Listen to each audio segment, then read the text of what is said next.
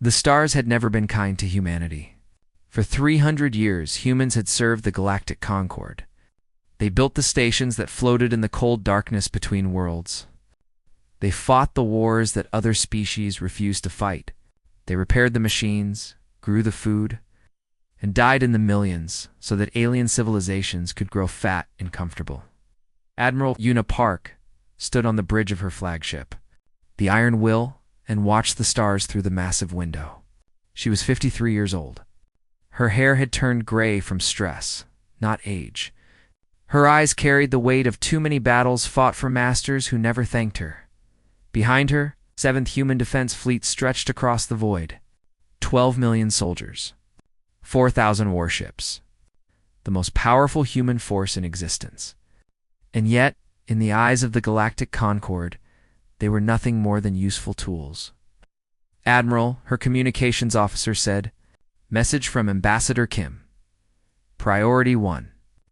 Una closed her eyes for a moment. Priority 1 messages never brought good news. Put it through. The hologram of Tae Kim appeared before her. He was a thin man with a calm face that hid a sharp mind. For 20 years, he had represented humanity in the Concord Assembly. For 20 years, he had been ignored, insulted, and dismissed. "Admiral Park," he said. His voice was flat, controlled. "The Concord has made a new demand. What do they want this time? Soldiers. 50 million of them. The Velthari Dominion is losing their war against the Kreth Swarm. They have requested human troops to fight for them." Una felt her hands tighten into fists. Requested. Demanded. The Concord approved it without consulting us. Mandatory conscription begins in 30 days. For a long moment, Una said nothing. She thought of the young men and women under her command. She thought of their families back on Earth, on Mars, on the dozen colony worlds humanity had built with blood and sacrifice. She thought of how many of them would die fighting a war that was not theirs. And if we refuse, she asked, economic sanctions, trade embargoes. The Concord may even authorize military action against our worlds. So we have no choice. Tae Kim's expression did not change, but something flickered in his eyes. "There is always a choice, Admiral. The question is whether we are brave enough to make it." The communication ended. Una stood alone on her bridge, surrounded by the hum of machines and the silence of space, far across the galaxy. On the Concord capital world of Vareth Prime, Ambassador Tae Kim walked through halls of white marble and golden light. Alien delegates moved around him. Some were tall and graceful, with silver skin that shimmered like water. Others were massive, covered in scales or fur or chitinous armor. They spoke in languages that human translators could barely understand. None of them looked at Tae. To them, he was invisible. A servant who had wandered into the master's house, he entered the assembly chamber and took his seat at the back. Far from the central platform where real decisions were made, the Velthari delegate was speaking, his forearms waving dramatically as he described the threat of the Kreth Swarm. "The humans will provide the soldiers we need," the Velthari said. "They are resilient. They breed quickly. They are perfect for the front lines." Laughter rippled through the chamber. Tae kept his face empty of emotion. He had learned long ago that showing anger only made them laugh harder. After the session, a Velthari official approached him. The alien stood 8 feet tall, his blue skin decorated with golden patterns that marked his high rank. "Ambassador Kim," the Velthari said, "I trust you will ensure your people cooperate with the conscription order." "The order was made without our input," Tae replied. "We should have been consulted." The Velthari made a sound that might have been amusement. "Consulted? Why would we consult tools about how they are to be used?" Tae said nothing.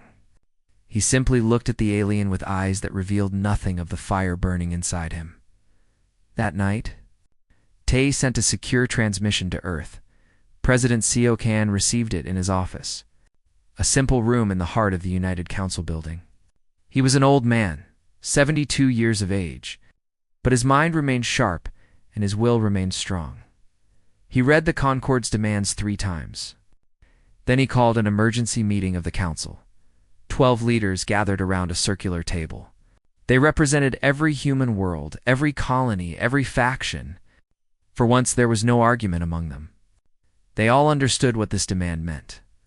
"They want us to sacrifice our children again," said Governor Mirabik of the Mars colonies. "Just like they did during the Nexar War and the Threll Uprising. In every other conflict, they refused to fight themselves." "The question is simple," President Seok said. "Do we obey, or do we resist?" "Resistance means war," Admiral Daru warned. He was the commander of Earth's Home Defense Forces, a soldier who had spent 40 years fighting for the Concorde. "The Concorde has more ships, more resources, more everything. But they don't have our soldiers," Seok replied. "They don't have our engineers. They don't have the millions of humans who keep their civilization running." He looked around the table. "For 3 centuries, we have told ourselves that we need them. But what if the truth is that they need us?" Silence filled the room. Finally, Ambassador Tae Kim spoke through the holographic link. "If we do this, there is no going back. The galaxy will turn against us. We may face extinction." "We are already facing extinction," Seok answered. "We are dying slowly, generation by generation, fighting wars that are not ours. At least this way, we die on our feet. We die free." The vote was taken. 12 hands rose. The decision was unanimous. As the meeting ended, President Seo Khan stood by his window and looked up at the night sky. Somewhere out there, Admiral Una Park waited with her fleet. Somewhere out there, millions of humans worked and fought and died for masters who despised them. Soon, everything would change. He did not know if they would survive, but he knew, with absolute certainty, that they could no longer live as slaves. The message was prepared. The order was given. Humanity was about to walk out, and the galaxy would learn what true fear meant. The message arrived at 0600 hours. Galactic Standard Time. It came on every human frequency and every human language, to every human ear across 10,000 worlds. President Seo Khan's voice was calm and clear. There was no anger in it, no fear, only truth. "To all human citizens serving beyond Earth, you are called home. Effective immediately, all human labor, military service, and cooperation with the Galactic Concorde is suspended. Return to Sol System. This is not a request. This is an order from your home. Come back to us. We are waiting for you." The message ended. And then the galaxy began to fall apart. Wu Xin was an engineer on Concorde Station 12, a massive structure that floated above the industrial world of Keth Prime. He had worked there for 15 years, maintaining the life support systems that kept 3 million aliens alive. He was good at his job. The best, some said. When the message came through his personal communicator, he stopped working. He put down his tools slowly, carefully. He looked at his hands, rough and scarred from years of service. His supervisor, Kathrani, with 6 legs and compound eyes, noticed him standing idle. "Engineer Shin, why have you stopped?" "The atmospheric processors need calibration." Wu looked at the alien. For 15 years, he had followed every order. For 15 years, he had been called human instead of his name, as if his name did not matter. "No," he said. The Kathrani tilted its head in confusion. "What did you say?" "I said no. I am going home." He walked past the supervisor. He walked through the corridors of the station he had maintained for so long. Other humans joined him. Engineers, technicians, cleaners, cooks. They walked together in silence, their footsteps echoing through metal halls. Behind them, alarms began to sound.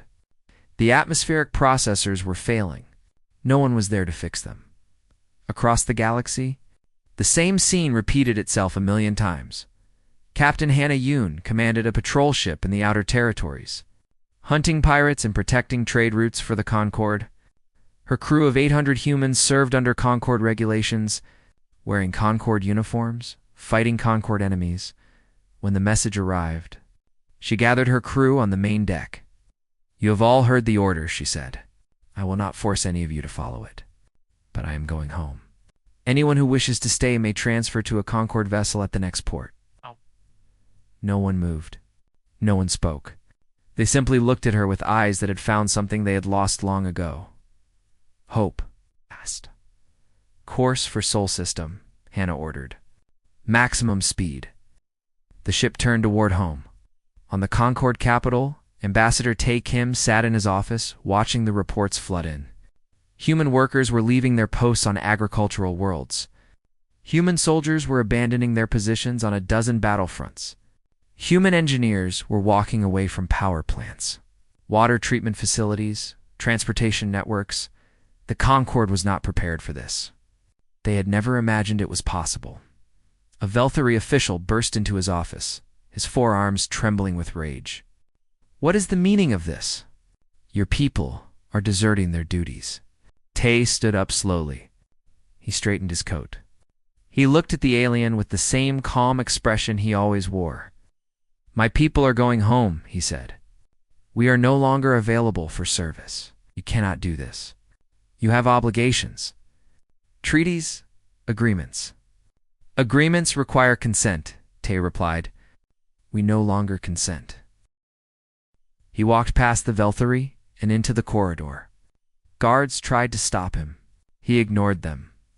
They did not dare to touch him. They had never needed to touch a human before. At the shuttle bay, a small ship waited for him. Other human diplomats and staff members were already aboard. They had been preparing for this moment for weeks. As the shuttle lifted off, Tae looked down at the beautiful towers of Vareth Prime. He felt no sadness. He felt no regret. He only felt tired. So very tired. But beneath the tiredness, something else stirred. Something that felt like freedom. Within 72 hours, true scope of the crisis became clear. The Velthari battlefront collapsed. Without human soldiers, their lines crumbled before the Kreth swarm. Worlds that had stood for centuries fell in days. On Nexar 3, the power grid failed. The fusion reactors had been maintained by human engineers for 200 years. No one else knew how they worked. 30 million aliens sat in darkness, waiting for help that would never come. The great shipyards of the Talon Confederacy went silent. Human workers had built 90% of the ships in the Concord fleet. Without them, the construction bays stood empty. The machines still and cold. Food production on the agricultural worlds dropped by 60%. Medical facilities lost half their staff.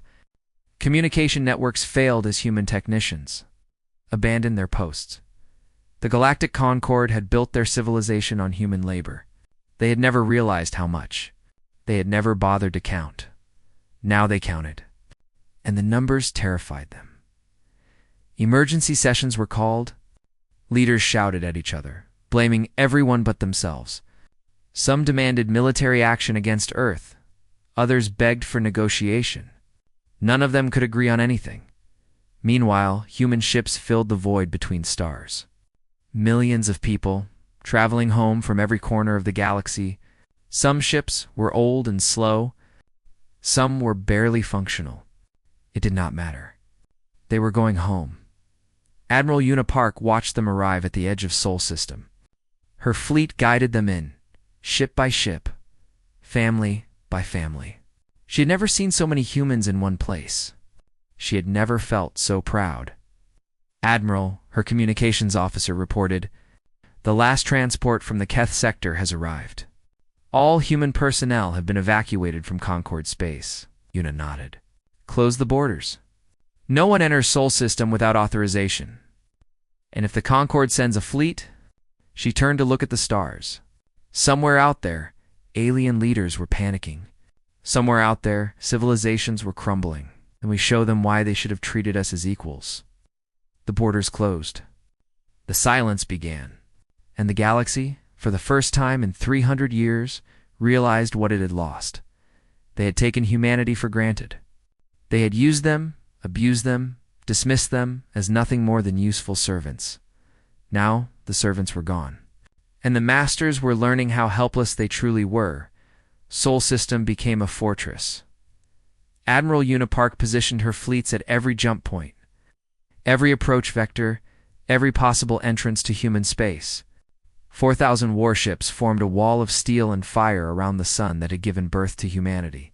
Behind that wall, 20 billion humans worked with desperate purpose. On Earth, factories that had once built ships for alien wars now built ships for human defense. The great industrial complexes of North America, Europe, and Asia ran day and night. Workers who had spent their lives serving the Concorde now served their own people. On Mars, the shipyards expanded. Governor Mira Beek pushed her workers hard, but they did not complain. They understood what was coming. They built destroyers, cruisers, carriers. They built weapons that would make the galaxy tremble. On the moons of Jupiter and Saturn, mining operations doubled their output. Metals, fuel, rare elements. Everything humanity needed to survive a war, and it would be a war. Everyone knew it.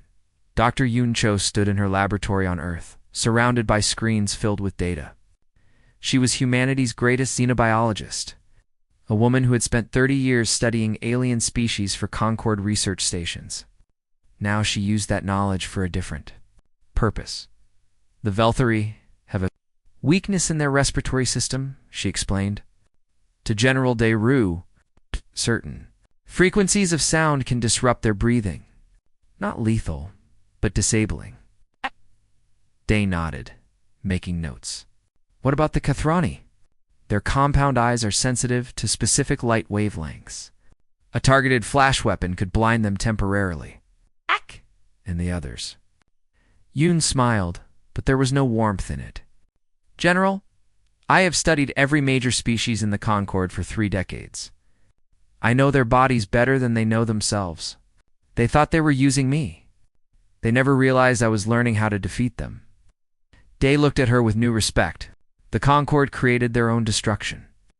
They created us, Yoon replied. That was their first mistake. Cross-Sol system. Humanity prepared for the storm. Children were evacuated from the outer colonies to the protected inner worlds. Civilian ships were converted into military transports. Every man and woman who could hold a weapon received basic combat training. President Seo Kei-han addressed the people every day. His calm voice, a steady anchor in the chaos. We do not seek war, he said in one broadcast. We only seek dignity. We only seek the right to live as free people, not as servants to those who despise us. If they come for us, we will defend ourselves. If they leave us in peace, we will leave them in peace. The choice is theirs. But everyone knew what choice the Concorde would make. The first diplomatic envoy arrived. 3 weeks after the borders closed, a Velthari ship approached the outer defense line, broadcasting messages of peace and friendship. Admiral Park allowed them to come within communication range. No further. The Velthari ambassador appeared on her screen. His forearms spread in a gesture that was supposed to indicate goodwill. Admiral Park, this situation has gone too far. The Concorde is willing to negotiate. Negotiate what? Yuna asked. A return to normal relations, perhaps with some minor adjustments to the conscription order. A reduction in numbers. Extended time for implementation. No. So you still want our soldiers. The war against the Kreth swarm continues. Your people are needed. Yuna leaned forward. Let me be clear, Ambassador. We are not soldiers for hire. We are not workers to be commanded. We are a free people. If the Concorde cannot accept that, then we have nothing to discuss. The Velthari's expression shifted to something like confusion. You cannot survive alone. You need the Concorde's resources, technology, trade. We survived for thousands of years before we met you. We will survive again. The Concorde will not allow this defiance to stand. And the Concorde will learn the cost of forcing free people to kneel. She ended the transmission. The Velthari ship turned and fled back to Concorde space that night. General Deru came to see President Seo Kun. They stood together on the balcony of the council building, looking up at the stars. They will come, Day said. Probably within the month. They cannot afford to let us succeed. If they do, other species might follow our example. Seok nodded slowly. How long can we hold? Against any single power? Indefinitely. Our defenses are strong. Our people are determined. He paused. Against the entire Concorde? That depends on how badly they want to break us. And if they break us... Day looked at the old president with steady eyes. Then we die free. That is more than we ever had before. Seok smiled, a tired but genuine smile. You know, General, I spent my entire life believing we needed them. I believed we were too small, too weak, too young as a species to stand on our own. I was wrong. Many of us were wrong, sir. The important thing is that we learned the truth. In her quarters aboard the Iron Will, Admiral Una Park reviewed the battle plans for the 100th time. She knew every ship in her fleet. She knew the name of every captain, the strength of every crew. She knew the weaknesses of every alien vessel she might face. She also knew the odds were against them. The Concorde had more ships, more resources, more experience in galactic warfare. They had fought and won 100 wars over thousands of years. Humanity was young, small, and alone. But humanity had something the Concorde did not understand. They had something that could not be measured in ship counts or weapon yields. They had nothing left to lose. For 300 years, they had accepted their place as servants. They had told themselves that survival was enough. They had traded their dignity for security. No more. Now they stood at the edge of their home system. Watching the darkness between the stars, they knew what was coming. They knew it would be terrible, but they were not afraid. They were ready. The galaxy had pushed humanity to the breaking point. Now humanity would push back, and the galaxy would learn. What it meant to face a species with nothing left to fear? They came with 2,000 warships. Admiral Hyun Kong led the combined fleet of the Galactic Concorde. He was not human. His name was given to him by human slaves who served on his vessel because his real name could not be spoken by human tongues. He was Velthary, 8 feet tall, with blue skin and 4 arms that had never known a day of honest work. He stood on the bridge of his flagship, the Eternal Dominion, and watched Sol System grow larger on his view screen. Fleet status, he demanded. All ships in formation, Admiral. 2,000 warships, 12 million soldiers. The largest fleet in galactic history, Hyun Kong smiled. It was not a pleasant expression. The humans think they see and defy the Concorde. Today, we teach them the price of their arrogance. The Concorde fleet entered Sol System in perfect formation. They expected chaos. They expected fear. They expected the humans to break and run. They found none of these things. Admiral Una Park waited at the primary defense line with her 4,000 ships, ranged in a crescent formation. They did not charge forward. They did not retreat. They simply waited, silent and still. Admiral, her tactical officer, reported. Enemy fleet is approaching at standard combat speed. They outnumber us nearly 2 to 1. I can count, Una replied calmly. Maintain position. Do not fire until I give the order. Yes, Admiral. The human fleet waited. Minutes passed. Hours passed. The Concorde fleet slowed, uncertain. This was not how battles were supposed to work. The weaker force should attack in desperation or flee in fear. The humans did neither. Admiral Hyun Kong grew frustrated. What are they doing?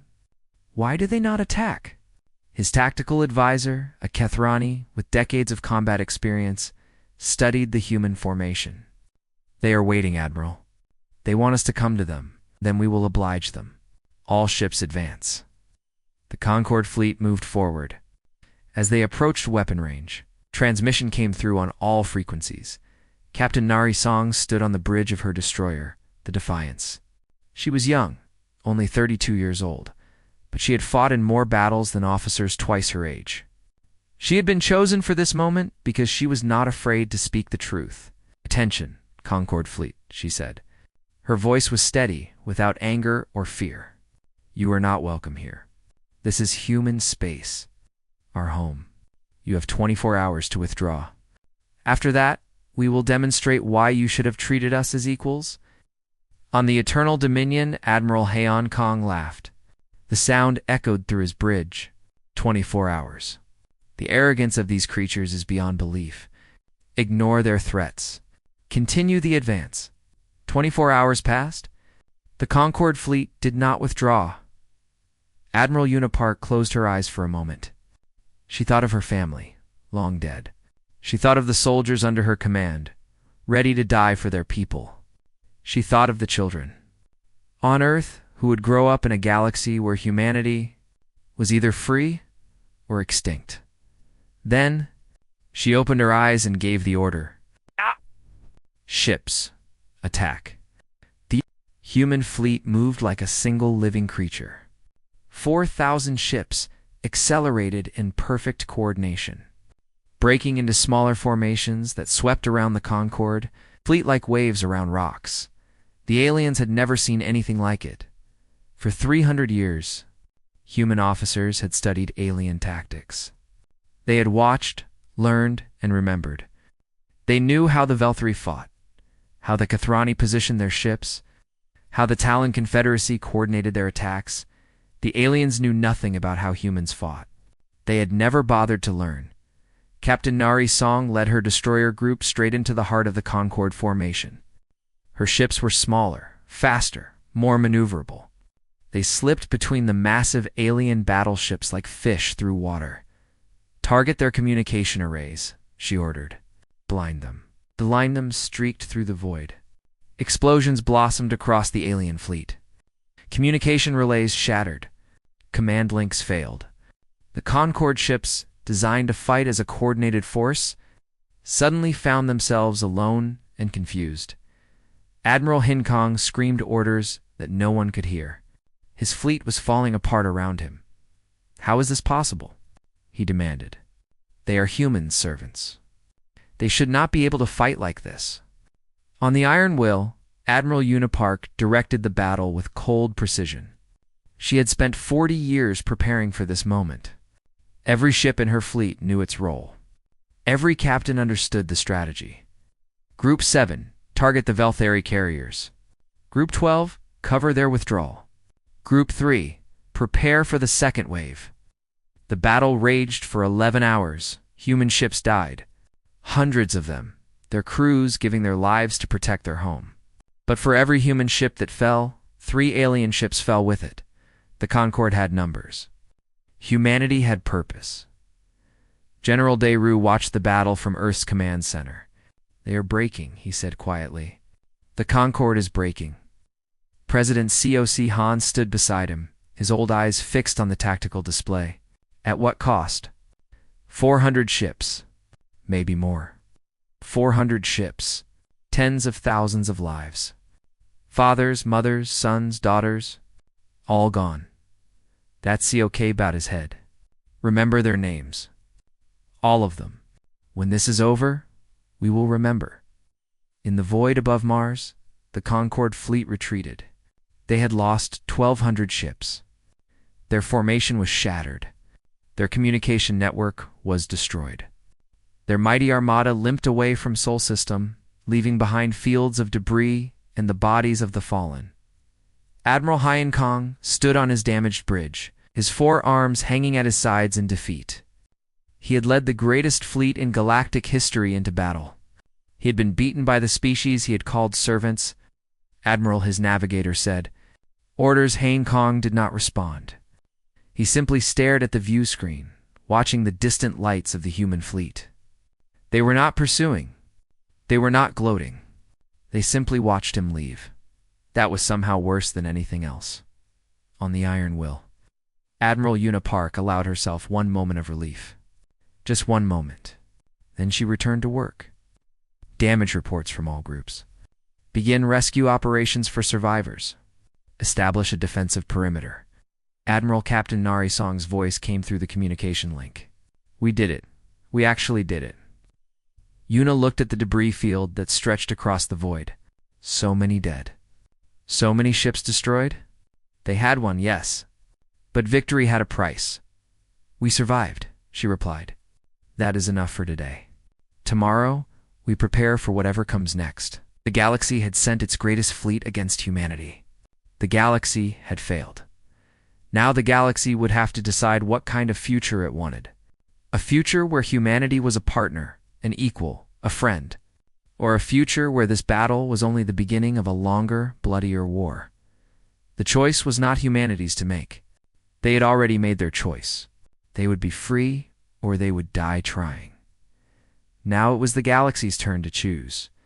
The Galactic Concord had not known fear for 1,000 years.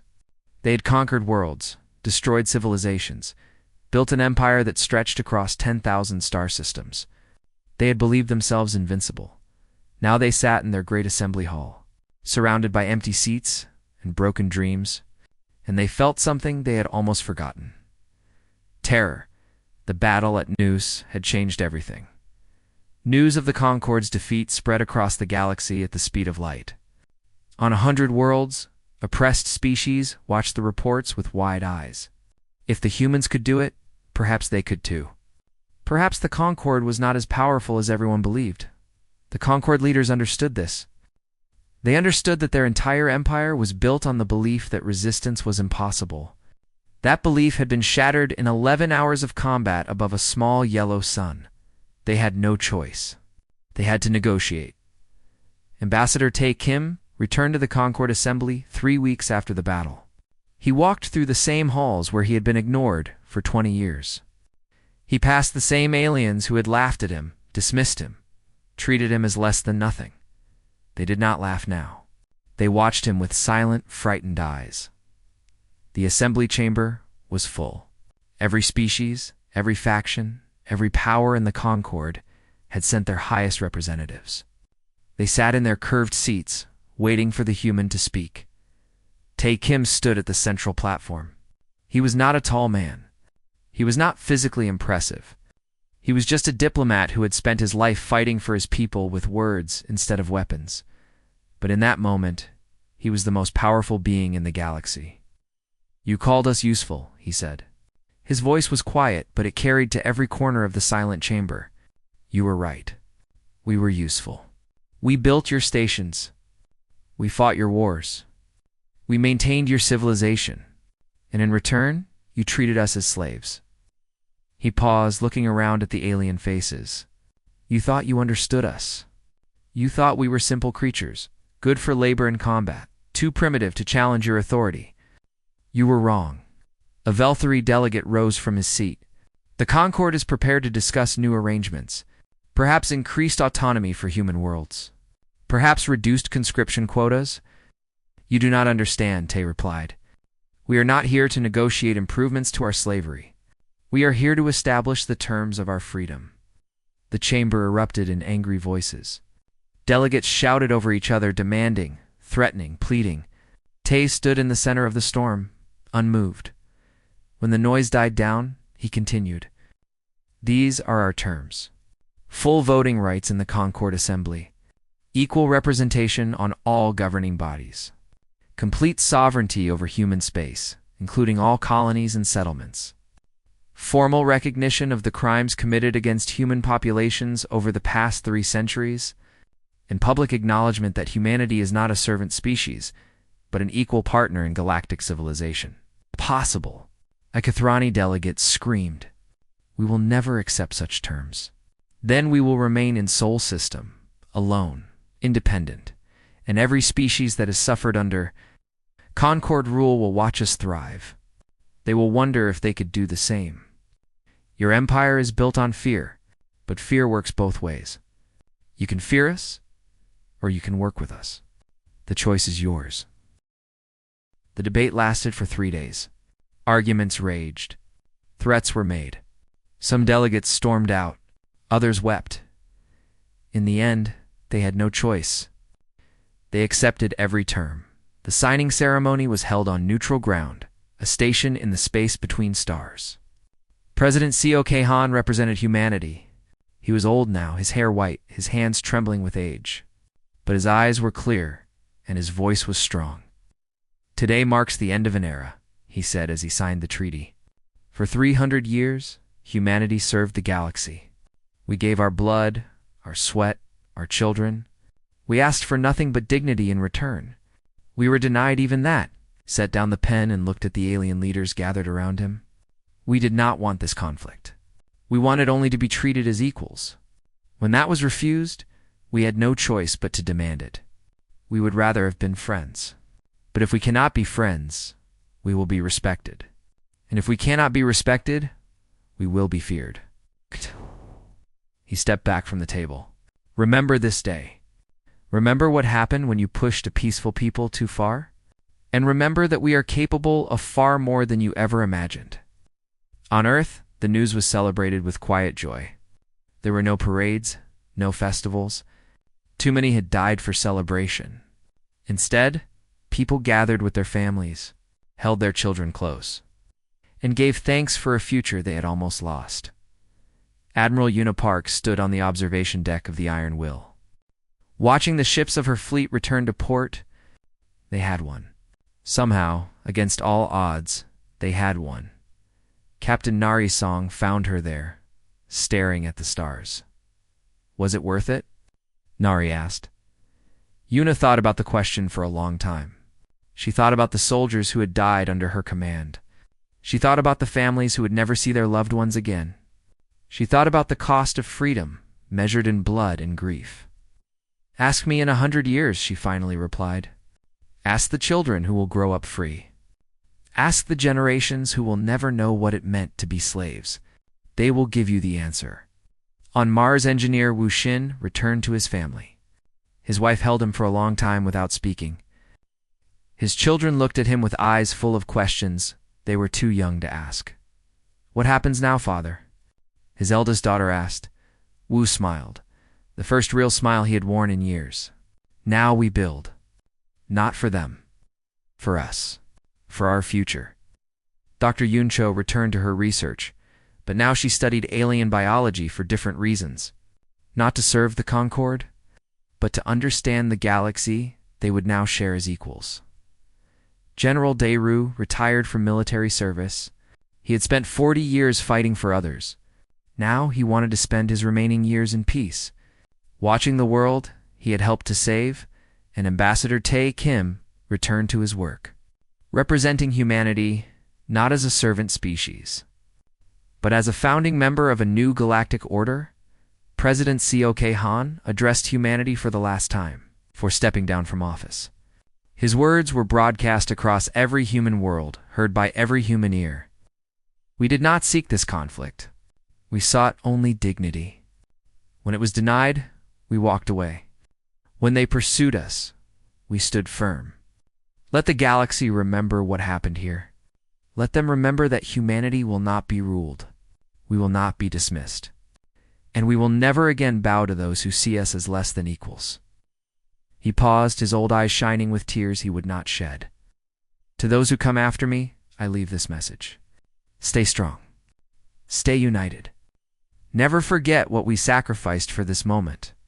And never, ever let anyone tell you that you are not worthy of freedom. The transmission ended. The galaxy was silent. For 1,000 years, the Concord had ruled through power and fear. They had believed they were the masters of creation, the highest form of life in existence. Now they understood the truth. Humanity was not remarkable because they were strong, or clever, or resilient. Other species had those qualities.